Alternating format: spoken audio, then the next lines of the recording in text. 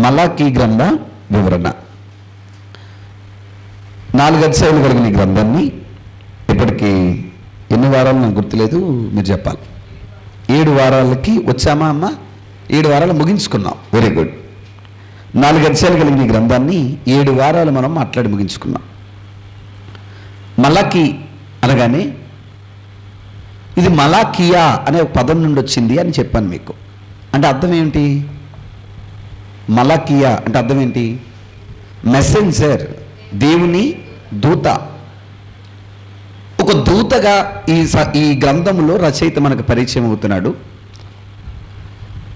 ఈ దూత విధానాలు కలిగిన రచయిత దేవునికి ప్రజలకు మధ్యవర్తిత్వం చేస్తున్నాడు. దూత చేసే పని అదే కదా, మధ్యవర్తిత్వం.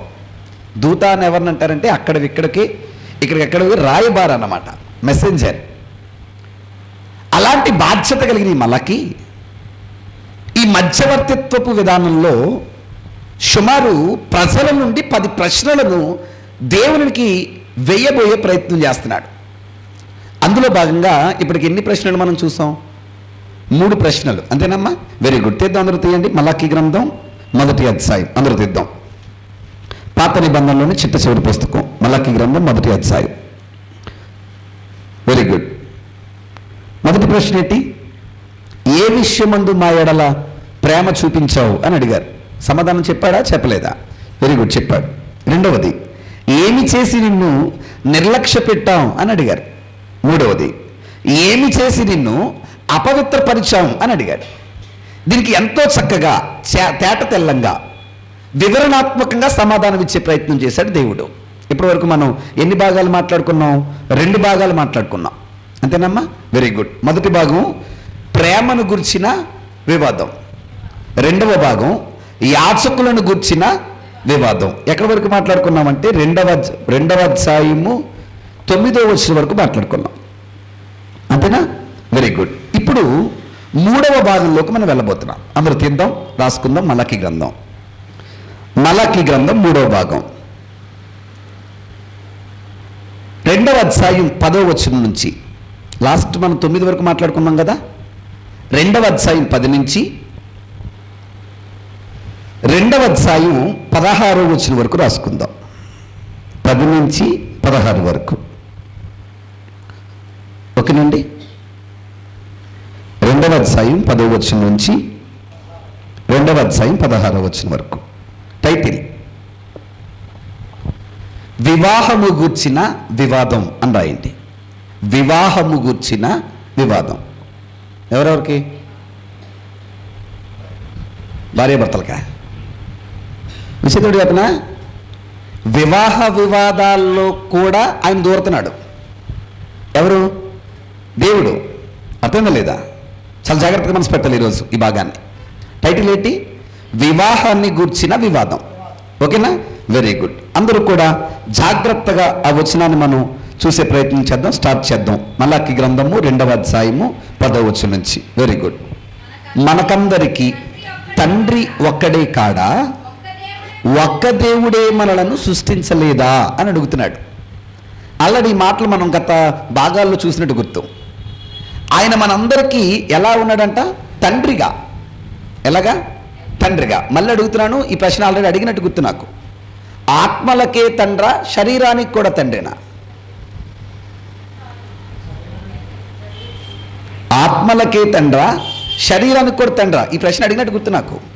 అడిగానా? Very good. చెప్పండి. ఆత్మలకే తండ్రా, శరీరానికి కూడా తండ్రేనా? దేవుడు దేనికి తండ్రి? శరీరానికే తండ్రా? ఆత్మకే శరీరానికి కూడా తండ్రేనా? చాలామంది ఏమని మాట్లాడుతున్నారంటే దేవుణ్ణి ఆత్మక తండ్రిగానే చూసి శరీరానికి అది సంబంధం లేదు అన్నట్టుగా మాట్లాడుతున్నారు.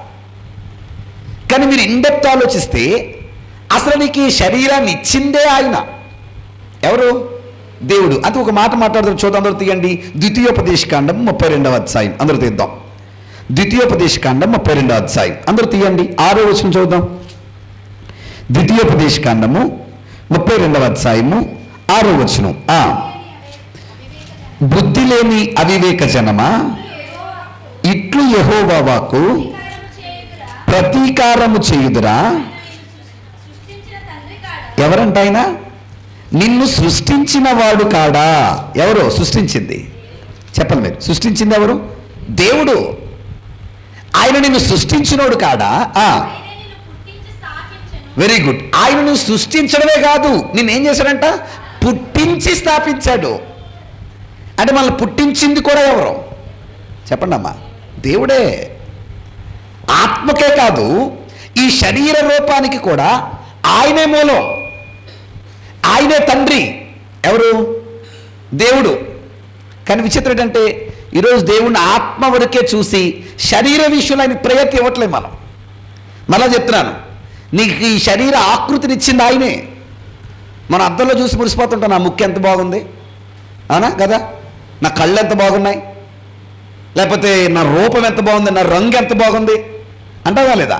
విచిత్రుడు చెప్పనా, అవన్నీ మనకిచ్చింది ఎవరు? చెప్పండి మీరు. ఎవరు? ఎందుకు ఇచ్చాడు? చెప్పండి మీరు. ఎందుకు ఇచ్చాడు? పని పట్టలేక, అంతేనా? ఎందుకు ఇచ్చాడు? చూస్తారా? పని ఆయనే చేశాడో లేదో చూద్దామా? యోబు గ్రంథం 10వ అధ్యాయం, యోబు గ్రంథం 10వ అధ్యాయం 8 నుంచి చూద్దాం. 8 నుంచి. నీ హస్తములు, యోబు 10:8 నుంచి చదవండి గబగబా. నీ హస్తములు నాకు అవయవ నిర్మాణము చేసి నన్ను రూపించాయి. ఎవరి హస్తాలు? చెప్పండి అమ్మ. ఎవరి హస్తాలు? దేవుని హస్తాలు. 9వ వచనం, జగటి మన్నుగానున్న నన్ను నీవు నిర్మించితివి. 10వ వచనం, ఒకడు పాలు పోసినట్లు నీవు నన్ను పోసితివి కదా, జున్నుగట్ట ఒకడు పేరబెట్టునట్లు నీవు నన్ను పేరబెట్టితివి కదా, చర్మముతోనూ మాంసముతోనూ నీవు నన్ను కప్పితివి, ఎముకలతోనూ నరములతోనూ నన్ను సంధించితివి. ఆగండి. అంటే అవయములో, శరీరములో ప్రతి అవయవాన్ని, ప్రతి భాగాన్ని ఇచ్చింది ఎవరు? చెప్పండి. Very good. దేవుడే. అంటే మీరు చెప్పండి, ఆత్మకే తండ్రా, ఈ శరీరానికి కూడా తండ్రేనా? దీన్ని ఇచ్చినోడు ఆయనే, ఈ అందాన్ని ఇచ్చినోడు ఆయనే, ఈ రూపాన్ని ఇచ్చినోడు ఆయనే, ఈ ఆకృతిని మనకు పెట్టినోడు ఆయనే. ఎందుకు పెట్టాడు అంటే దీన్ని కూడా ఆయన కొరకు మనం ఉపయోగిస్తామని. ఎవరి కోసం? దేవుని కోసం. అయితే ఇప్పుడు మాట్లాడుతున్నాడు, జ్ఞాపకం చేస్తున్నాడు. గుర్తుంచుకోండి, మీకు ఆయన తండ్రి కదా. వచ్చేద్దాం చూడండి, మలకి గ్రంథం. మీకు ఆయన తండ్రి కదా.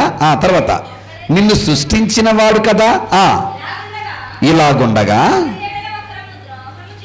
ఏంటండి? ఒకరి ఎడల ఒకరము ఏం చేసుకుంటున్నామంట? అంటే మీరందరూ ఎవరి పెట్లో? అంటే ఎంతమందికి పుట్టారు? ఒకడికే. దాని అర్థం అదే. మీరందరూ పుట్టింది ఎంతమందికి? ఒకడికే. మీ సృష్టికర్త ఒకడే, మీ దేవుడు ఒకడే, మీ తండ్రి ఒకడే. కానీ మీ విధానాలు ఎలా ఉన్నాయంటే ఒకరి పట్ల ఒకరు ఏం చేసుకున్నారంట? ద్రోహం. ఏం చేస్తున్నారు? ఏ విషయంలోనో. మనం ఏమంటాం? అన్ని విషయాల్లోనూ అంటాం. కానీ గుర్తుంచుకోండి, పర్టికులర్గా మనుషులు చేసే ద్రోహం ఒకటి ఉందంట. ఏంటా ద్రోహం? చెప్తున్నాను చూడండి కిందకి. ఒకరి ఎడల ఒకరికి ద్రోహము చేయుచు పితరులతో చెయ్యబడిన నిబంధనను మనం ఎందుకు తృణీకరిస్తున్నాం? ఏం చేస్తున్నారంట? ఒక నిబంధనను మీరుతున్నారంట. మీరు ద్రోహం చేస్తున్నారు. ఏటా ద్రోహం అంటే మీకు ఇవ్వబడ్డ నిబంధనను మీరు మీరుతున్నారు. ఇంతకు ఏ విషయంలో నిబంధన? అది టైటిల్ ఏమని ఇచ్చాం మనం? వివాహ విషయంలో.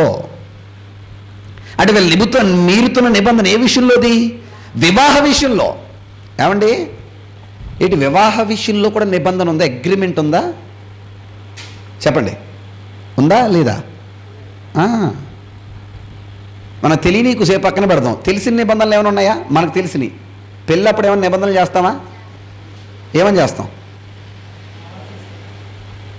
అమ్మా?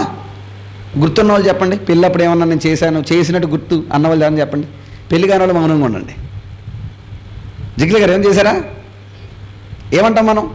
బాధలో, కష్టములో, కలిమిలో, లేమిలో, అవునా కదా, నీతోనే ఉంటాను. ఇదేంటిది? నిబంధన. అంటే వివాహ విషయంలో కూడా ఏమున్నాయి? నిబంధన. విచిత్రం ఏంటంటే ఆయన నిబంధన పెట్టాడు. నా మాటకి అర్థం చేసుకుని బాగా. దేవుడు ఒక నిబంధన పెట్టాడంటే వివాహ విషయంలో. ఏంటా నిబంధన అంటే, ఫస్ట్ వినాలి మీరు. మీరు దేవుని పిల్లల్ని చేసుకోవాలి, అన్యుల్ని చేసుకోకూడదు అన్నాడు వాళ్ళని. ఎవరిని? ఇశ్రాయేలీల్ని. మీరు ఖచ్చితంగా అన్యుల్ని చేసుకునే ప్రయత్నం చేయకూడదు అన్నాడు. ఎక్కడిచ్చాడు నిబంధన? తీర్థం తీయండి అందరూ కూడా, అందరూ తీర్థం తీయండి. అదే ద్వితీయోపదేశకాండము 7వ అధ్యాయము. అదే ద్వితీయోపదేశకాండము 7వ అధ్యాయము మొదటి వచనం చదువుదాం చూడండి. ద్వితీయోపదేశకాండము 7వ అధ్యాయం మొదటి వచనం నుంచి. నీవు స్వాధీనపరుచుకొనబోవు దేశమున నీకు దేశాన్ని ఇస్తాను. ఏ దేశం అది? దేవుడు ఇశ్రాయేలుకి ఇస్తానన్న దేశం ఏ దేశం? కనాను దేశం. Very good. ఆ దేశమున నీ దేవుడైన యెహోవా నిన్ను చేర్చి బహుజనములను, అనగా సంఖ్యకు బలమునకు నిన్ను మించిన హిత్తీయులు, గర్గాషీయులు, అమ్మోరీయులు, కనానీయులు, పెరిజ్జీయులు, హివ్వీయులు, యెబూసీయులు అను 7 జనములు నీ ఎదుట నుండి వెళ్ళగొట్టిన తరువాత, వీళ్ళందరూ ఎవరో? వీళ్ళందరూ ఎవరో? అన్యులా ఇశ్రాయేలీలా? అన్యులు. వీళ్ళందరినీ నీ ముందు నుంచి పంపేశాను. దాని అర్థం ఏంటంటే ఇక వాళ్ళతో నీకు పొత్తు ఉండకూడదని. నా మాట మీరు బాగా వినాలి. వాళ్ళతో నీకు సహవాసం ఉండకూడదు. ఉంటే ప్రమాదమా? చెప్పండి మీరు.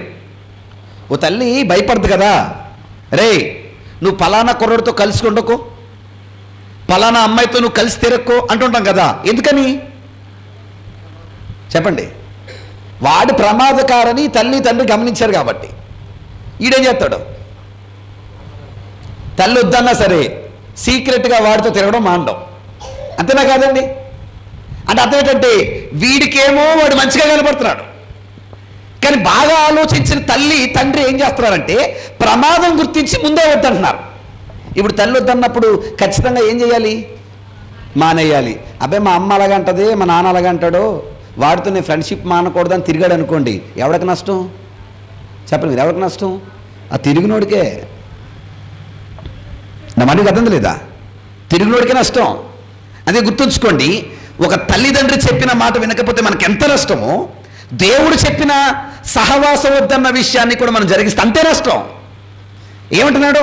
మీరు వాళ్ళ జోలికి వెళ్ళొద్దు. ఎందుకని? ఎందుకని చదువుతాం చూడండి. నీ దేవుడైన యెహోవా వారిని నీకు అప్పగించినప్పుడు నీవు వారిని హతము చేయాలి, వారిని నిర్మూలము చేయాలి. వారితో నిబంధన ఏం చేసుకోకూడదు? నిబంధన అంటే మీ ఇద్దరి మధ్య ఏ సంబంధం కుదరకూడదు, అగ్రిమెంట్ ఉండకూడదు, వారిని కరుణింపకూడదు. ఇప్పుడు రాస్తాను చూడు 3వ వచనం. నీవు వారితో వియ్యమందకూడదు. వియ్యం అంటే పెళ్ళి. వాని కుమారునికి నీ కుమార్తెను ఇయ్యకూడదు, నీ కుమారునికి వాని కుమార్తెను పుచ్చుకొనకూడదు. ఇది నిబంధన. ఎవరి నిబంధన? చెప్పండి అమ్మా. ఎంత క్రమంగా ఎంత ఖచ్చితంగా ఆయన నిబంధన చెప్పాడంటే ఖచ్చితంగా వీళ్ళు ఏం చేయాలి?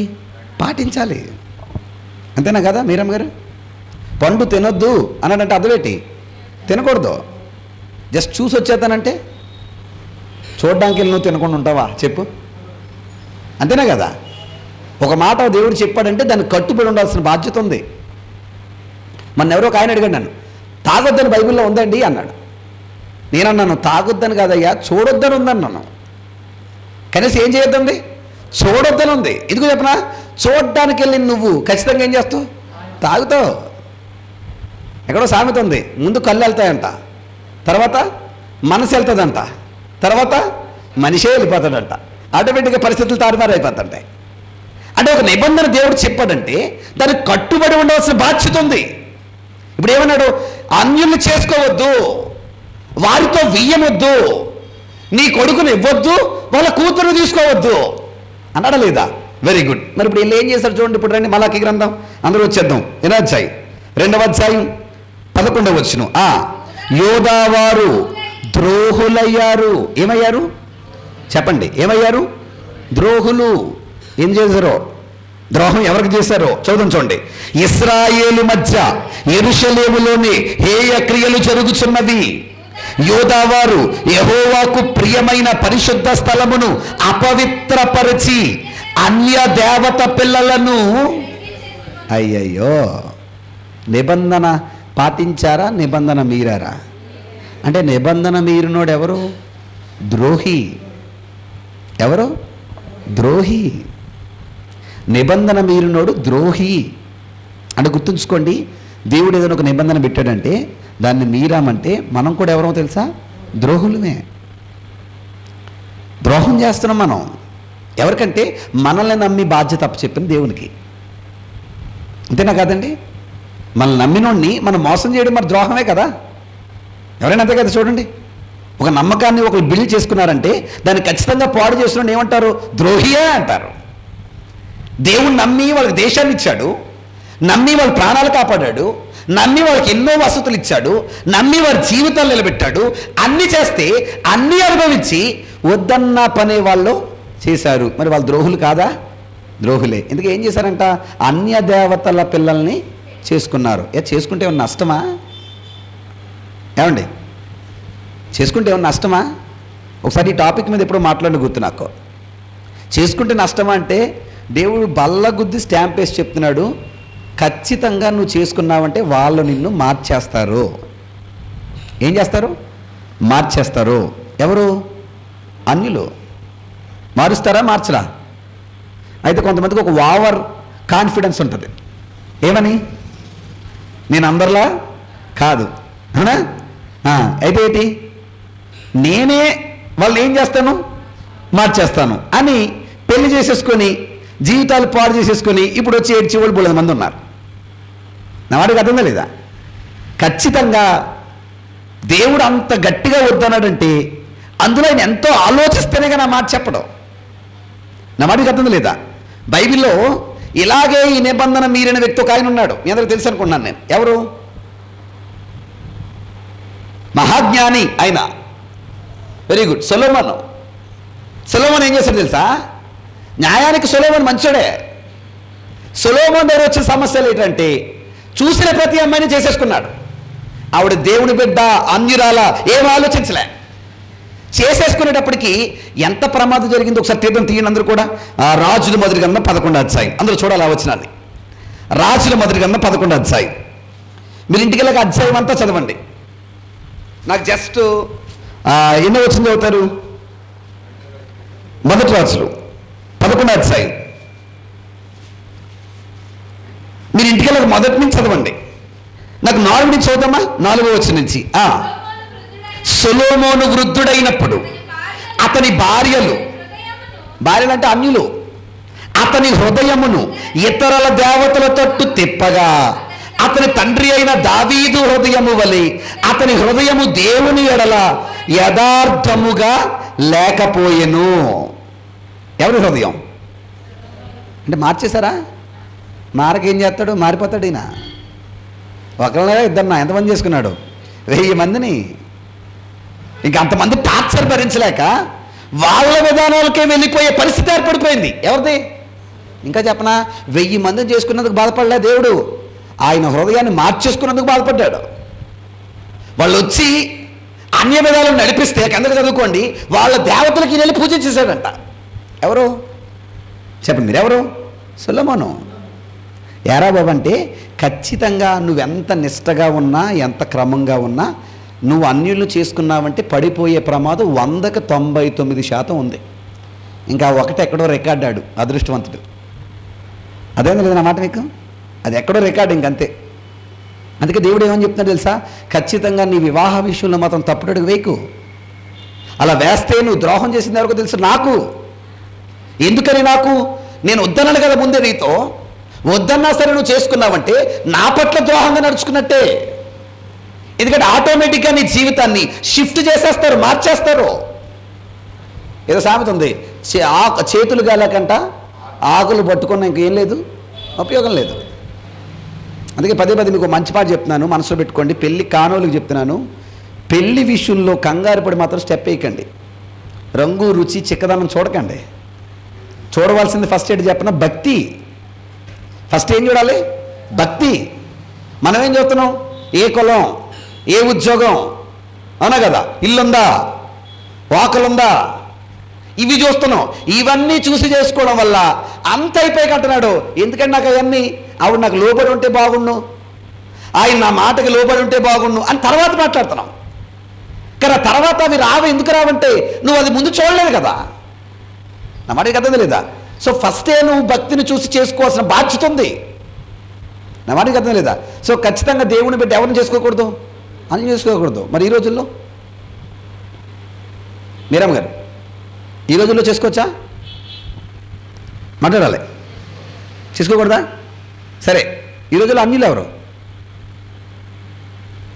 మనమా? అప్పుడంటే ఇశ్రాయేలు దేవుని పిల్లలు, మిగతా వాళ్ళందరూ అన్యులు. ఈ రోజుల్లో ఎవరు? ఈ రోజుల్లో అన్యులు ఎవరంటే ఒకటి చెప్తాను, మనసులో పెట్టుకో. ఈ రోజుల్లో ఇశ్రాయేలులు, యూదులు, వేరే కులం, వేరే మతం ఏమీ లేదు. ఇవన్నీ అంటించుకున్నాయి. ఈ రోజుల్లో రెండే తెగలు, బాప్తీసం తీసుకున్నవాడు, బాప్తీసం తీసుకోనోడు. తీసుకున్నవాడు ఆయన బిడ్డ, తీసుకొనని ప్రతి ఒక్కడు ఎవడో తెలుసా? అన్యుడే. ఎవరు? అన్యుడే. అది ఒకళ్ళు చేసుకోవాలనుకుంటే ముందే తనను మనసు మార్చి ఇచ్చి చేసుకోవాలి. ఏది? బాప్తీసం. కన్నా వాళ్ళే చేసుకుంటారు. చేసుకున్నాక సెట్ అవ్వట్లేదండి అంటున్నారు. ఏంటి అదేమన్నా జాకా సెట్ అవ్వడానికి? అంతేనా కదా? సెట్ అవ్వట్లేదండి అంటారు, కుదరట్లేదండి, లేకపోతే పొంతన లేదండి. సో ఈ రోజు ఎలాగైతే ఈ పరిస్థితులు ఉన్నాయో ఆ రోజు అదే పరిస్థితి చోటు చేసుకుంది. ఎందుకు వద్దన్నాడంటే వాళ్ళ మీద కక్ష ఉండి కాదు, వాళ్ళు మీకేమవరు, సపోర్ట్ అవరని. వీళ్ళు వద్దన్నది చేసుకున్నారంట. చేసుకుని ఏం చేస్తారు చూడండి. ఇప్పుడు 12వ వచనం, యాకోబు సంతతి వారు డేరాలో నుండి మేలుకొలుపు వారిని, పలుకు వారిని, సైన్యములకు అధిపతియగు యెహోవాకు నైవేద్యము చెయ్యవారిని యెహోవా నిర్మూలము చెయ్యును. నేను మిమ్మల్ని యాక్సెప్ట్ చేయను, మీ నైవేద్యాన్ని యాక్సెప్ట్ చేయను, మిమ్మల్ని నేను ఒప్పుకోలేకపోతున్నాను. ఎందుకని 13వ వచనం, మరియు రెండవసారి మీరు ఎలాగుననే చెయ్యుదురు. యెహోవా బలిపీఠమును మీరు ఏడ్పుతోనూ కన్నీళ్లతోనూ రోదనముతోనూ ఏం చేస్తున్నారంట? వచ్చి ఏడుపులు, కన్నీళ్ళు, రోదనాలు. ఎందుకు అమ్మా? ఎందుకు ఏడుపుతారు చెప్పండి మీరు? ఎందుకు ఏడుస్తున్నారు ఇప్పుడు వచ్చి? అరే నా దగ్గరకు వచ్చి నువ్వు ఏడద్దు అంటున్నాడు ఆయన. ఏడ్చి నువ్వు చేసిన దాన్ని నేను ఒప్పుకొని అంటున్నాడు. ఎందుకు వద్దాయంటే నీకు ముందే చెప్పాను నేను. ఏమని? చేసుకోవద్దని. వద్దని నువ్వేం చేసుకున్నావు? చేసుకున్నావు. ఇప్పుడు చేసుకున్నాక వచ్చిన దగ్గర ఏడిస్తే ఉపయోగం ఏంటంటున్నాడు ఆయన. నా మాట నీకు అర్థం లేదా? వచ్చి ఏం చేస్తాడంట? ఏడ్పు, కన్నీళ్ళు, రోదనం. ఎవరి దగ్గర? దేవుని దగ్గర. దేవుడు అన్నాడు, నేను మిమ్మల్ని ఒప్పుకోను, తనకు అనుకూలము కాని అర్పణను మీ చేత తీసుకొనకయున్నాడు. ఎందుకంటే ఇప్పుడు చెప్తున్నారు చూడండి మ్యాటర్. ఎందుకనగా మీరడగగా, ఎందుకని మీరు అడగగా అంటే మళ్ళీ ఇదో ప్రశ్న. ఎన్నో ప్రశ్న ఇది? 4వది. ఎందుకు మా అర్పణలు ఒప్పుకోవు అని అడుగుతున్నారంట. ఎవరిని? దేవుణ్ణి. దేవుడు అంటున్నాడు, యవ్వన కాలమందు నీవు పెండ్లి చేసుకొని అన్యాయముగా విసర్జించిన నీ భార్య పక్షమున. ఎవరు సాక్షి? అంటే సార్ చేసుకోవడమే కాదు, గొడవలు పడడమే కాదు, తట్టుకోలేక ఏం చేస్తారు వీళ్ళు? ఏం చేస్తారు? వదిలేశారు. అదే కదా అన్నాడు, అన్యాయముగా విసర్జించిన. అంటే చేసుకున్నామని ఏం చేస్తాడు? ఒరే ఈ గొడవలు వస్తాయని తెలిసి ముందే వద్దనని అంటున్నాడు ఆయన. నా మాట నీకు అర్థం లేదా? అందుకే నీకు మరలా చెప్తున్నాను, ఖచ్చితంగా మనం చేసుకునేటప్పుడే ఇవన్నీ ఆలోచించి దిగాల్సిన బాధ్యత ఉంది. ఈ మధ్య ప్యాషన్ డైలాగ్ అయిపోయిందండి. కాగితాలు రాసేసుకుందామా? దేనికి? కాగితాలతో బంధాలు తెగిపోతాయా? నేను అడుగుతున్నాను మిమ్మల్ని, చెప్పండి. కాగితాలతో బంధాలు తెగిపోతాయా? చాలామంది నా దగ్గరకు వచ్చి ఇదే మాట అడుగుతుంటారండి. నేను చాలా బాధపడుతుంటాను. పైగా ఎంత దారుణం అంటే పిల్లలు పుట్టాక. ఎవరు పుట్టాక? పిల్లలు పుట్టాక. సరే నువ్వు విడిపోతావు, ఓకే, నీకు నచ్చలేదు విడిపోతావు, ఓకే. మరి ఇప్పుడు 2 పిల్లలు 3 పిల్లలు పుడతారు నీకు, వాళ్ళ పరిస్థితి ఏంటి? అటు తల్లికి చెందక ఇటు తండ్రికి చెందక, మొత్తానికి లేకపోతే గొడవ లేదు, ఏదో చెప్పొచ్చు నువ్వు. ఎక్కడో చోట ఈడు ఉంటాడు, ఎక్కడో చోట ఈవిడ ఉంటుంది. అటు తల్లికి చెందక తండ్రికి చెందక వాళ్ళ అడ్రస్ ఏంటి? ఆలోచన చేయండి అంటున్నాను నేను. అవునా కదా? నువ్వు రాసిన కాగితం ఆ రోజు పనికిరాదు, నీకు పనికొస్తుందా? పనికిరాదు. ఒకరోజు బాధపడే రోజు నీకే వస్తుంది. ఇలాంటి ఎన్నో ఉంటాయి కాబట్టి దేవుడు అంటున్నాడు, బాబు ఎందుకు మీకు వాళ్ళతో అని చెప్పాడు, ముందే చెప్పాడు చక్కగా. విననోళ్ళు వెళ్ళే ఆ రోజే కదండి, ఈరోజు కూడా పెళ్ళిళ్ళ విషయంలో ఎన్నో చెబుతుంటే అన్నీ పక్కన పడేసి లవ్ ఎట్టంట, ఏ టైము? ఫస్ట్ సైట్ అంట. ఫస్ట్ టైమా ఫస్ట్ సైటా? ఫస్ట్ సైట్ అంటే తొలి చూపులోనే ఎందులో పడ్డారు? ప్రేమలో పడిపోతున్నారా లేదా? ఏం చూసావురా అని అడగండి. ఆ ప్రేమించినోడిని, ప్రేమించినావండి ఏం చెప్తారు? చెప్పమ్మా. అందులో చెల్లెళ్ళు అయిపోయారు అని అడుగుదామంటే ఈయనేమో పెళ్ళి అయిపోయినాడు అయిపోయాడు. ఇంకెవరిని అడగండి నేను సమాధానం? చెప్పండి. ఏం చూసి ప్రేమిస్తున్నావు అంటే ఏం చెప్తాడు? చిన్ను మన ఎవరు అవినాష్ చెప్తాడు. చెప్పినానా? ఏం చూసి లవ్? ఈడు చెప్పే సొలిడేలేదు తెలుసా? మనసు చూసి. ఏం చూసి? గాడిద గుడ్డు కనపడుతుంది నీకు మనసు. నిజం, నిజమండి. ఇప్పటికీ ఎవరి తరం అట్లా అవుతుందా? అప్పుడప్పుడు అనుకుంటుంటాను, నా భార్య ఇంట్లో ఉంటుంటుంది కదా, చాలా ట్రై చేస్తాను అప్పుడు మనసు క్యాచ్ చేద్దామని. అసలు బాల్ పట్టుకోవడం ఈజీ ఏమో, దేన్ని పట్టుకోవడం కంటే మనసు పట్టుకోవడం కంటే. మీకు విషయం చేస్తా, ఈరోజు పాస్టర్ గారు అసలు ప్రార్థన రానన్నారు. నాకు ఏదో వర్క్ ఉంది, ఎంక్వాస్ ఉంది, నేను రాసుకోవాలన్నారు. ఏమైందో తెలీదు, సడన్గా లేచి చీర కట్టుకోవడం మొదలెట్టారు. నేను మనసులో అనుకుంటున్నాను, ప్రార్థనకైనా కాదా, మళ్ళీ అడిగితే ఏమనుకుంటుందో. మౌనంగా ఉన్నాను, సరే చెప్తుంది కదా అని. మొత్తానికి అంతా రెడీ అయిపోయి వెళ్దాం పదా అన్నారు. అమ్మయ్య ఫిక్స్ అయ్యాను. ఎక్కడికి? ఏంటి వెళ్దామనేంతవరకు తెలియలేదు నాకు ఆవిడ. ఎక్కడ కానీ? ప్రార్థన కానీ. నా వాడికి అర్థం లేదా? ఇలా ఎన్నో విషయాల్లో కూర వండి చాలామంది కూరేస్తారు, వీళ్ళు ఎక్స్పెక్ట్ చేస్తారు ఏమని? బాగుందనో బాగాలేదనో చెప్తాడని ఎక్స్పెక్ట్ చేస్తారు, అవునా కదా? ఈడేం చేస్తాడు? మంచి ఆకల్లో దాని మీద మన సెట్టి తినడం మొదలెడతాడు, అవునా కదా? తర్వాత కొన్ని రోజులు వెళ్తుంది, ఆ రోజు ఎంత ప్రేమగా ఉండాను, కనీసం బాగుందన్నావా చెప్పండి, అన్నాడా? అనలేదు. ఎందుకు అనలేదు? ఆవిడ మనసేటికి తెలియలేదు. నా వాడికి అర్థం కదా, తెలియకే గొడవలు ఇన్నొస్తుంటే వీడికి ఫస్ట్ సైట్లోనే మనసు ఎలా తెలిసిపోయింది అంటే దానికి వంక డైలాగ్ ఇది. నా వాడికి అర్థం లేదా? ఇదో వంక డైలాగు. ఇలాంటి ఎన్నో పెట్టుకొని వద్దు అన్న వాళ్ళ జోలికి వెళ్ళి ఈరోజు కూడా జీవితాలు పాడు చేసుకుంటున్న వాళ్ళు ఉన్నారా లేదా? అబ్బో కొల్లలుగా. కానీ ఒక విషయం గుర్తుంచుకోండి, చేసేసుకున్నాం తర్వాత కుదరకపోతే విడిపోవచ్చు కదా అని నువ్వు అనుకుంటే, నువ్వు విడిపోతే నువ్వు చేసుకున్నప్పుడు ఉన్న పెద్దలైనా మాట్లాడకపోవచ్చేమో, నీకు నువ్వు వదిలేస్తున్న నీ భార్యకు లేదా నీ భర్తకు మధ్య సాక్షిగా ఎవరు ఉంటున్నారంట? మళ్ళీ చదువు చూడండి, వచ్చినాన్ని మళ్ళీ చదువు. 2వ అధ్యాయం ఎన్నో వచ్చిన 14 వచ్చిన. అది ఎందుకని మీరు అడుగగా, ఎందుకు నువ్వు మమ్మల్ని యాక్సెప్ట్ చేయట్లేదని మీరు అడిగితే ఆయన చెప్తున్నాడు, యవ్వన కాలమందు నీవు పెళ్లి చేసుకొని, ఒక న్యాయం ఉంటే సరి, కానీ అన్యాయముగా విసర్జించిన నీ భార్య పక్షమున ఎవరు సాక్షి? నేనే. నువ్వు వద్దన్నా నీ గొడవలోకి వస్తానంటున్నాడు ఆయన. ఎవరి మధ్యకి? నీ భార్యాభర్తల మధ్యకి వస్తాను నేను. నీ భార్య వదిలేసావు కదా, ఆవిడని ఎవ్వరూ లేరనుకుంటున్నావేమో. నువ్వు వదిలేసిన భార్య పక్షాన్ని ఎవరున్నారు? నేనున్నాను. నువ్వు అన్యాయం వదిలేసిన భర్త పక్షాన్ని ఎవరున్నారు? నేనున్నాను అంటున్నాడు ఆయన. అంటే అటువైపు ఎవరో బలం లేదు అని నువ్వు అనుకుంటే తప్పు, అటువైపు బలంగా ఆయనే ఉంటున్నాడు అంటున్నాడు. ఎవరు? దేవుడే ఉంటే న్యాయం జరుగుతుందా జరగదా? ఖచ్చితంగా. ఎందుకు సాక్షి అంట? అది నీకు తోటిదై నీవు చేసిన నిబంధనకు పాత్రురాలు కదా, నీ పెళ్లి భార్య కదా. ఏ భార్య అంటే అర్థమేంటి? పెళ్లి భార్య అంటే అర్థమేంటి? నిబంధన ఉంది కదా, నిబంధన ఉంది కదా, ఆ నిబంధన నువ్వు మర్చిపోకూడదు కదా అంటున్నాడు ఆయన. మళ్ళీ అడుగుతున్నాను, అంటే చేసుకున్నప్పుడున్న నిబంధన చివరి వరకు గుర్తుండాలా? చెప్పండి. పెళ్ళైన రోజే మర్చిపోతాం మనం అందరూ కాదా? సరే, లేమిలో ఉంటాను ఒకసారి చెప్పండి, ఎవరన్నా గుర్తున్న వాళ్ళు. చేతులు కలిపాక పాస్టర్గా చెప్పేస్తారు కదా, కష్టాల్లో తోడుంటాను, తర్వాత వ్యాధి అందును. చెప్పండి, మర్చిపోయి ఉన్నారు కదా, చెప్పండి. వ్యాధి అందును, బాధ అందును, లేమి అందును, కలిమి అందును ఎవరితో ఉంటాను? ఎవరితో ఉంటాను? నీతో ఉంటాను అంటదా? అంటాడా? సరే, లేమిలో ఉంటాను అంటదా? అంటదా? అంటదా? అందా? తర్వాత ఏమంట తెలుసా? కొన్ని రోజులు పోయాక, ఏటి రేకుల షెడ్లో పాడేసావా కదా, ఏటి ఈ పెంకిటిల్లో పాడేసావా, ఏం కొన్నావు నాకు, ఏం పెట్టావు నాకు, ఎప్పుడు? తర్వాత తన అర్థం చెప్పనా? చేసిన నిబంధన ఏం చేసింది? మర్చిపోయింది.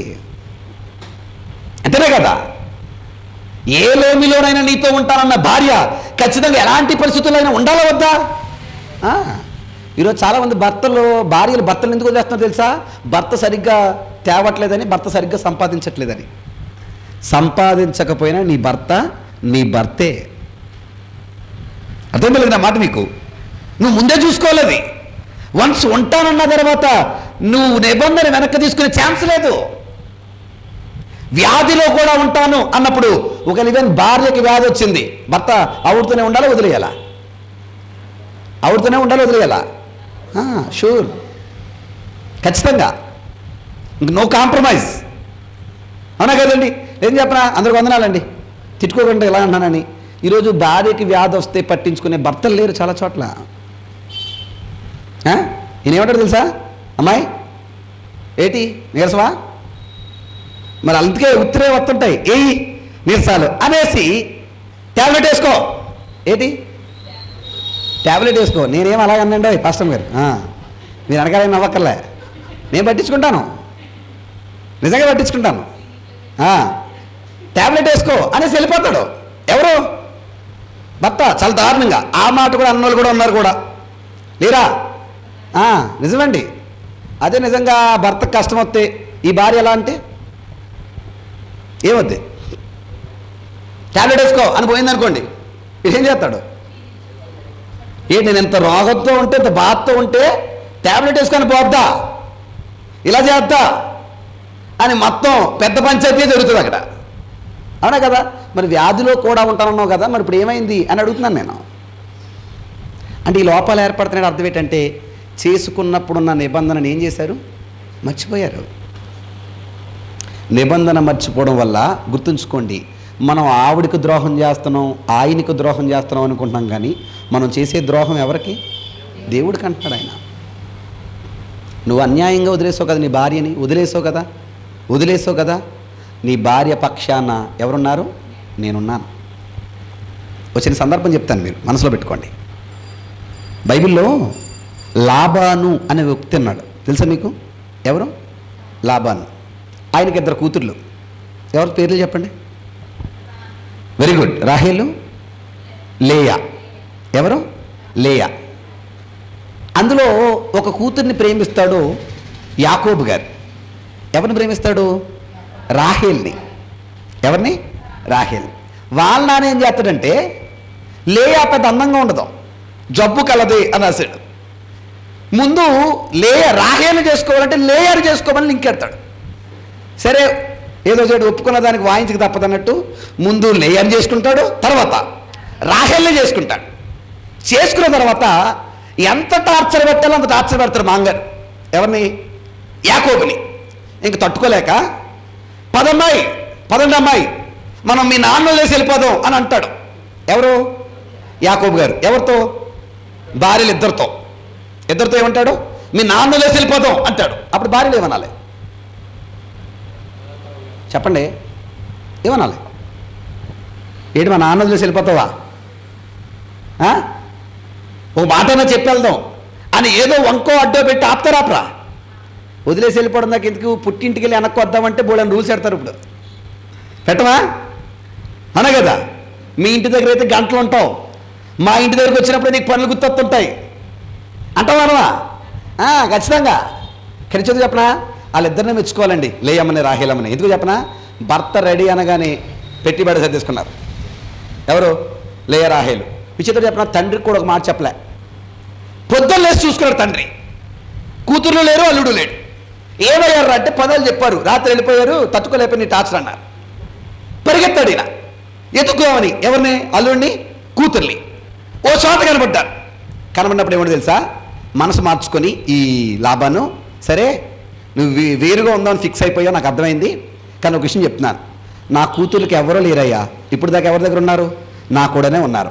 ఇప్పుడు ఇక్కడి నుంచి వాళ్ళు ఒంటరిగా ఉండొచ్చు, వాళ్ళ వెనకాల ఎవరో లేరనుకోవచ్చు, ఏదో ఒక టైంలో నువ్వు కొట్టొచ్చు, తిట్టొచ్చు, ఇలాంటి పనులు ఏదో ఒకటి చెయ్యొచ్చు. కానీ నీకు జాగ్రత్త చెప్తాను, మనసులో పెట్టుకో అబ్బాయి అని లాబాను యాకోబుతో ఏం చెప్తున్నాడో చూద్దాం. తీయనందరూ కూడా ఆది కాండము అందరూ తీద్దాం. ఆది కాండము తీయాలి 31వ అధ్యాయం. ఆది కాండము 31వ అధ్యాయం అందరూ చూడండి. లాబాను నోట వస్తున్న మాట ఏంటో చూద్దాం.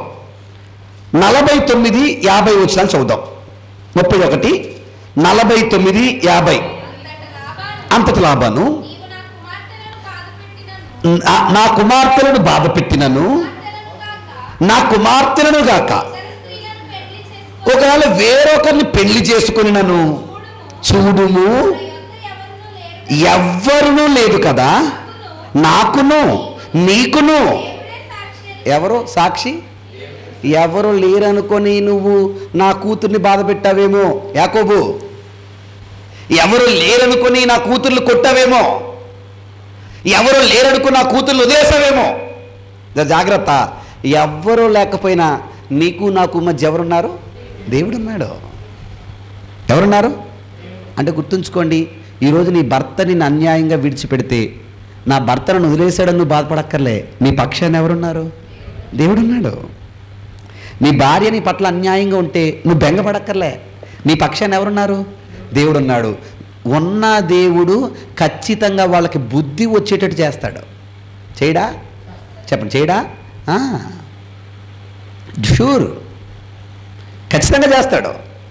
అంటే మనం గుర్తుంచుకోవాలి, మనం చాలామంది ఈరోజు నా భర్త టార్చర్ పెడుతున్నాడండి, నా భార్య టార్చర్ పెడుతుందండి అని మనం ఎంత ఏడ్చినా ఉపయోగం లేదు. మనం అలాంటి టైంలో గుర్తుంచుకోవాల్సింది ఏంటంటే, నా భార్య నేను టార్చర్ పెడుతుంది కదా, నా భర్త నేను టార్చర్ పెడుతున్నాడు కదా, ఖచ్చితంగా వీళ్ళ పరిస్థితి ఎవరు చూస్తారు? దేవుడు చూసి తగిన సమాధానం ఇస్తాడన్న ఆలోచన మనకు ఉండాలి. అలా ఉన్నప్పుడు ధైర్యంగా మనం ముందుకెళ్ళే అవకాశం ఏర్పడుతుంది. అర్థందా లేదా? లేదు, బెంగపడ్డాం అనుకోండి, మన ఆరోగ్యాలు పాడు, బాధ తప్ప ఉపయోగం ఏమీ లేదు. ఖచ్చితంగా సాక్షి ఎవరంట? దేవుడే. అందుకే ఏమన్నాడు? ఖచ్చితంగా వద్దన్నది నువ్వు చేసావంటే, నువ్వు చేసుకున్నాక మాత్రం వదిలే ప్రసక్తి అయితే అస్సలు లేదు. అదేనా లేదా? అస్సలు లేదంటే నువ్వు ఖచ్చితంగా ఎన్నొచ్చినా వదలకుండా ఉండే ప్రయత్నమే చెయ్యాలి. నిజమా కాదండి? ఎవరు నిజం చెప్పనండి, ఈరోజు ఆ విధానాలు అస్సలు లేవండి సమాజంలో. ఈరోజు లేవండి. భర్తను ఎలా వదిలించుకోవాలని భార్యలు, భార్యను ఎలా వదిలించుకోవాలని భర్తలు. మీరు విన్నారో లేదో, నిన్న కాక మొన్న ఒక న్యూస్, ఒక అబ్బాయి యాక్సిడెంట్లో చచ్చిపోయాడు. కారు గుద్దేసింది బండి మీద వెళ్తుంటే. మామూలుగా కారు గుద్దేసింది కదా అనుకున్నారంట. ఏంటి అని ఎంక్వైరీ చేశారు. తేలితే ఎంక్వైరీ చేస్తే బయటపడ్డ విషయం తెలుసా? కట్టుకున్న భార్యే వేరొకరిని ప్రేమించడం వల్ల ఆ ప్రేమించినోడితో కలిసి ప్లాన్ చేసి చంపేసిందంట. ఎవరిని? ఇలా ఎన్ని చూసాం మనం. కుక్కర్లో పెట్టి ఒకరిని, టబ్బులో పెట్టి ఒకరిని. అడెవడో రీల్ చేశాడు. ఆవిడెవరో అమెజాన్లో టబ్ ఆర్డర్ పెట్టింది, వెంటనే వెళ్ళిపోయి టబ్ ఎందుకు పెట్టావే నువ్వు అంటున్నాడు. ఏమంటే కుక్కర్ కొనని అన్నాడంట. కుక్కర్తో పోయినట్టు నీకు అన్నాడు. భయపడిపోతున్నాడు. ఎందుకని చెప్పండి, ఎందుకని? రోజులు అంత దారుణంగా తయారైపోయాయండి. ఏం చెప్పనా? అవునా కదండి? అవునా కదండి? అన్సెక్యూర్డ్ లైఫ్ అయిపోయింది భార్యాభర్తలది. ఎందుకంటే అలాంటి వైఖరి, అలాంటి ద్వారణ ఏర్పడిపోయింది. అమ్మ ఒక మాట చెప్పనా, ఈ లోపాలన్నీ ఎందుకు వస్తుందో చెప్పనా? నిబంధన మర్చిపోవడం వల్ల. ఏం మర్చిపోవడం వల్ల? లేమిలో నా భర్తతో ఉండాలి అనుకుంటే భర్తను సాధించే తత్వం భార్యకి రాదు. అంతేనా కదా? అవునా కదండి? వ్యాధుల్లో, కష్టాల్లో నా భార్యతో ఉండాలనుకుంటే భార్య వ్యాధుల్లో నెగ్లెక్ట్ చేసే తత్వం భర్తకి రాదు. కానీ ఈరోజు ఈ నెగ్లజెన్సీలు, లేకపోతే ఈ వదిలేయడాలు, ఈ కక్షలు, ఈ మాటలు, ఈ జగడాలు ఇవన్నీ వస్తాయంటే ఒకటే కారణం, చేసిన నిబంధన ఏం చేస్తున్నారు? మర్చిపోతున్నారు. ఇంకా గట్టిగా మాట్లాడుకుంటే ఆల్బమ్ కట్టి ఇంట్లో పెడుతున్నాం తప్ప ఆ రోజు మనం మాట్లాడినవేమి మనకి గుర్తే లేదు. ఉన్నాయా? గుర్తు తెచ్చుకుంటే ఖచ్చితంగా మన జీవితాలు విడిపోయే అవకాశం అసలు రాదు. అదేందా లేదా? అమ్మ ఒక మంచి మాట చెప్తే మనసు పెట్టుకోండి, సంపాదించినా సంపాదించకపోయినా నీ భర్త. అంతేనా కదా? నిన్ను పట్టించుకున్నా పట్టించుకోకపోయినా నీ భార్య. ఏదో ఒక రకంగా నువ్వు ఆ బంధాన్ని నిలబెట్టుకునే ప్రయత్నమే చేయాలి, కానీ 99% నిలబెట్టుకోవాలి, కానీ విడగొట్టుకునే ప్రయత్నం చేయకూడదు. ఒకవేళ విడగొట్టే పరిస్థితుల్లో నువ్వు కనుక అన్యాయం ఉంటే జర జాగ్రత్త. అటువైపుగా ఎవరు వెళ్తున్నారు? దేవుడు. ఎవరు వెళ్తున్నారు? దేవుడు. చూడండి ఏమన్నాడు, ముగించేద్దాం, వచ్చేద్దాం. చూడండి మలకి గ్రంథం 8వ అధ్యాయం 2వ అధ్యాయం 8వ వచనం చదువు, 14 చదువు కదా, 15వ వచనం. కొంచెముగానైనను దైవాత్మ నొందిన వారిలో ఎవడును ఎలాగూ చేయలేదు. ఎలాగునా? వదిలేసే ప్రయత్నం చేయడు. ఏ ఆత్మ ఉన్నవాడు? దైవాత్మ ఉన్నవాడు. కానీ ఈరోజు వదిలేస్తాడంటే అర్థం చేసుకోండి, వాడికి ఏ ఆత్మ లేదు, అంతే. అంతేనా కదా? వదిలేస్తా, నువ్వు ఇలాగే ఉన్నావంటే వదిలేసిపోతా అనకూడదు, విడిచిపెట్టేస్తా అనకూడదు. ఎన్నున్నా తాలుకున్నప్పుడే బంధం, అంతేనా కదండి? తట్టుకోలేకపోతే బంధం ఉండదు ఏది కూడా, అంతేనా కదండి? ఏమన్నాడండి? దైవాత్మ నొందినవాడు ఇలాగూ చేయడు. ఒకడు చేసినను ఏమి జరిగెను?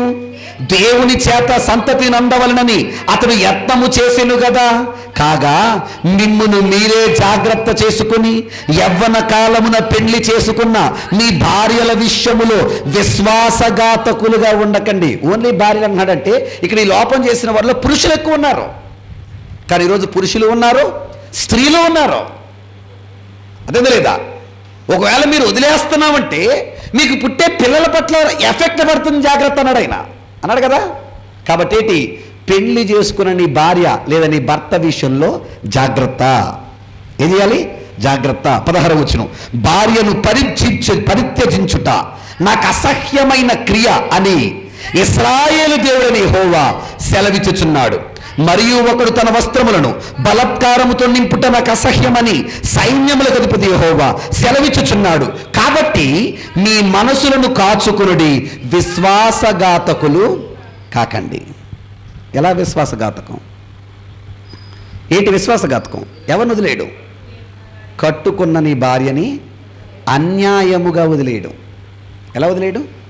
అన్యాయముగా వదిలేయడం. వదిలేయకూడదా? చెప్పండి, వదిలేయకూడదా? వదలకూడదు అస్సలు. అందులో నీది అన్యాయం ఉందంటే ఖచ్చితంగా అడుగుతానంటాడు ఆయన. మరొక విషయం, మీరు ఒకవేళ అలా వదులుకునే ప్రయత్నం చేశారంటే ఎఫెక్ట్ ఎవరైనా పడుతుందంటే మీ పిల్లల మీద, అన్నాడు కదా మాట. మీరే ఏమన్నాడు? దేవుని చేత సంతతిని అందవలనని అతను యత్నము చేశాను కదా. అంటే నీకు పుట్టే బిడ్డలు ఆయన వల్ల కలిగిన వారిగా ఉండరు, అంతే. ఏం చేస్తే? నీ వివాహ విషయంలో అన్యాయం ఏర్పడితే, అదేనా లేదా? నువ్వు ఎంత టార్చర్ పెడతావో అంత టార్చర్ నీకు తిరిగి కనబడిపోద్ది, అదేనా లేదా? సో అన్యాయము చెయ్యని వాళ్ళుగా మనం ఉండాలి. ఏ బంధంలో? చెప్పండి, ఏ బంధంలో? వివాహ బంధంలో. ఒకవేళ చేస్తే క్వశ్చన్ ఎవరు చేస్తారంట? రోజా కాదు, డాక్టర్ కాదు, లాయర్ కాదు. ఎవరు చేస్తారు? దేవుడే. రచ్చబండ ఆయన దగ్గరే. ఖచ్చితంగా పెడతాడా అంటే పెడతాడు. ఏం చేసాం మరి? ఆ రోజు ఎందుకు చూడలేదు, ఆ రోజు ఎందుకు మాట్లాడలేదు, ఆ రోజు ఎందుకు ఆలోచించలేదు అంటాడు. ప్రవ్వా అప్పుడు నేను ఎరగలేదు ప్రవ్వా, అలాంటిదని నాకు తెలియదు ప్రవ్వా, అలాంటోడని నేను అనుకోలేదు ప్రవ్వా, అనుకోనప్పుడు ఎందుకు చేసుకున్నావరా అని అడుగుతాడు ఆయన. అదేందా లేదా? Very good. ఇప్పుడు చేసుకున్నాక ఆవిడ రావట్లే, ఎక్కడికి? గుడికి. నీ దేవుడి వైపు తిరగట్లే, నువ్వేం చేయాలి? ఏదో ఒక రకంగా మార్చి తీసుకొచ్చే ప్రయత్నం చేయాలి. అలా మార్చే ప్రయత్నంలో 100 బాధలు ఎదురవుతాయి. ఎదురైనా సరే మారాలన్న నీ తపనే నిలబడాలి, కానీ ఇంకేమీ కనబడకూడదు. అంతేగాని దానికి నేను ఎందుకు పట్టుకుని ఏలాడాలనుకోకూడదు, అదేమి లేదా? దాన్ని నేను ఎందుకు పట్టుకొని ఏడాలని అనుకుంటే ఖచ్చితంగా ఏమవుద్ది? ఇంకా ఆవిడతో నీకు పని లేదనే కదా. పని లేనప్పుడు నీ అంతటి నువ్వు వచ్చేసావు అనుకో, ఖచ్చితంగా దేవుడు ఏమడుతాడంటే నీ భర్త గొడవ ఏది, లేదా నీ భార్య గొడవ ఏదని అడుగుతాడు ఆయన. అడిగినప్పుడు మన దగ్గర సమాధానం ఉంటే సరి, లేదనుకో ఖచ్చితంగా మనం ఆయన దృష్టిలో ఏమైపోతాం? ద్రోహులు. ఏమైపోతాం? ద్రోహులు. అంటే గుర్తుంచుకోండి, వివాహ విషయములో కూడా ఆయన ప్రశ్న వేసే విధంగా ఉంటున్నాడా, ఉండట్లేదా? ఉంటున్నాడు. కాబట్టి వివాహ నిబంధనను కూడా క్రమశిక్షణ కలిగి పాటించవలసిన బాధ్యత మనపై ఉంది. ఇక్కడ ఇంకో మాట అన్నాడు, మీరు గమనించలేదో? అలా మీ పరిస్థితి బాగాలేనప్పుడు నేను మీ అర్పణను ఏం చేయను? యాక్సెప్ట్ చేయను అన్నాడా? అన్నాడు కదా మాట పైన. మీ అర్పణ నేను ఏం చేయను? యాక్సెప్ట్ చేయను. మీకు గుర్తుందో లేదో, ఇదే గొడవ మనం ఒక గ్రంథంలో చూసాం. మందిరాన్ని కట్టేశారు, కానీ లోపల పనులు బాగాలేవంటే ఎజ్రా గారు వచ్చాడు. వచ్చి ఆయన పెట్టిన గొడవ తెలుసా? ఇదే. చూద్దాం ఒకసారి 9వ అధ్యాయం ఎజ్రా గ్రంథం, ఒకసారి కూడా చూద్దాం. చూడండి. అంటే నేను చెప్పాను, ఇది ఎజ్రా గ్రంథం కొనసాగింపే మలాకి అని. 9వ అధ్యాయం 1వ వచనం నుంచి, ఎజ్రా ఈ సంగతులు సమాప్తమైన తరువాత వచ్చి ఇశ్రాయేలీయులు, యాజకులు, లేవీయులను, కనానీయులు, హిత్తీయులు, పెరిజ్జీలు, యెబూసీయులు, అమ్మోనీయులు, మోయాబీయులు, ఐగుప్తీయులు, అమ్మోనీయులు అను దేశంలో నుండి తమ్మును తాము వేరు చేసుకొనక అసహ్యమైన కార్యములు చేయుచు వారి కుమార్తెలను పెళ్లి చేసుకొనుచు తమ కుమార్తెలను తీసుకొనుచు పరిశుద్ధ సంతతిగా ఉండవలసిన ఆ దేశపు జనులతో కలిసి కొనివారై ఈ అపరాధము చేసిన వారిలో పెద్దలను, అధికారులను నిజముగా ముఖ్యులై ఉండిరి. ఇక్కడ ఇదే గొడవ. ఇప్పుడు ఈ గొడవని ఎక్కడ మాట్లాడుతున్నాడు? మలాకీలో. దేవుడు అంటున్నాడు, నేను ఖచ్చితంగా మీ అర్పణ ఏం చేయను, యాక్సెప్ట్ చేయను. అందుకే అక్కడ ఎజ్రా గారు వచ్చాడు. ఇప్పుడు మలాకీ గారు కూడా అదే కాన్సెప్ట్ మీద చెప్తున్నాడు. ఏమనంటే, చేసుకున్నప్పుడే సరిగ్గా చేసుకోండి, నేను వద్దన్న వాళ్ళు చేసుకోకండి. ఒకవేళ చేసుకున్నారా ఖచ్చితంగా వదిలే ప్రసక్తే ఉండకూడదు. అలాంటి ఆలోచన వచ్చిందంటే నీకు గుర్తు రావాల్సింది ఏదంటే, నువ్వు చేసుకున్నప్పుడు నువ్వు చేసిన నిబంధన మర్చిపోయావా, దేవుడు శిక్ష నీ మీదకి వస్తుంది, జాగ్రత్త అంటున్నాడు ఆయన. ఎవరు? దేవుడు. ఓ మంచి మాట చెప్పి నేను ముగిస్తాను. ఈరోజు ఒక వివాహ బంధం బాగుంటే చాలండి, ప్రపంచం అంతా బాగుంటుంది. నా మాట మీకు అర్థందా లేదా? ఎందుకో చెప్పనా? భార్యాభర్త బాగుంటే పిల్లలు బాగుంటారు, పిల్లలు బాగుంటే కుటుంబం బాగుంటుంది, కుటుంబం బాగుంటే ఊరు బాగుంటుంది, ఊరు బాగుంటే సమాజం బాగుంటుంది. సమాజం అంతా బాగుండాలంటే లింక్ ఎక్కడుంది చూడండి, భార్య దగ్గర, భర్త దగ్గర. వీళ్ళ ఎఫెక్ట్ పిల్లల మీద పడి, పిల్లల ఎఫెక్ట్ ఊరు మీద పడి, ఊరు ఎఫెక్ట్ సమాజం మీద పడి, మొత్తం సిస్టమ్ అంతా పాడైపోతుంది. ఎక్కడ జరుగుతుంది లోపం? చెప్పాను మీరు. ఎక్కడ జరుగుతుంది లోపం? భార్యాభర్తల నిబంధనలో లోపాలు ఏర్పడడం వల్ల. దేవుని బిడ్డలారా, ఇశ్రాయేలుని మీ వివాహ నిబంధనను కూడా నేను ప్రశ్నిస్తున్నానన్నాడు ఆయన. దానివల్ల కూడా మీరు నాకు దూరం అవుతున్న పరిస్థితి ఏర్పడింది అన్నాడు ఆయన. ఎవరు? దేవుడు. ఈ ప్రశ్న ఇశ్రాయేలీలకు కాదు, ఈరోజు మీకు, నాకు, మనకి కూడా. ఖచ్చితంగా మనలో కూడా ఆ నిబంధనలో అన్యాయము గనక ఉంటే దేవుడు ఖచ్చితంగా అన్యాయము చేసిన వారి పక్షాన నిలబడతాడు. అటువైపు నిలబడ్డాడంటే ఇటేపు మన పరిస్థితి అయిపోయినట్టే. అర్థం లేదా? అది మనం తెలుసుకొని నిబంధనను మర్చిపోకుండా బ్రతకవలసిన బాధ్యత మనపై ఉంది. ఇది 3వ భాగం. అక్కడితో అయిపోయిందా అంటే ఇంకా లోపాలు చోటు చేసుకున్నాయి, ఇంకా వారిని కట్టే ప్రయత్నం ఆయన చేస్తున్నాడు, ఇంకా ప్రశ్నలు మిగిలి ఉన్నాయి.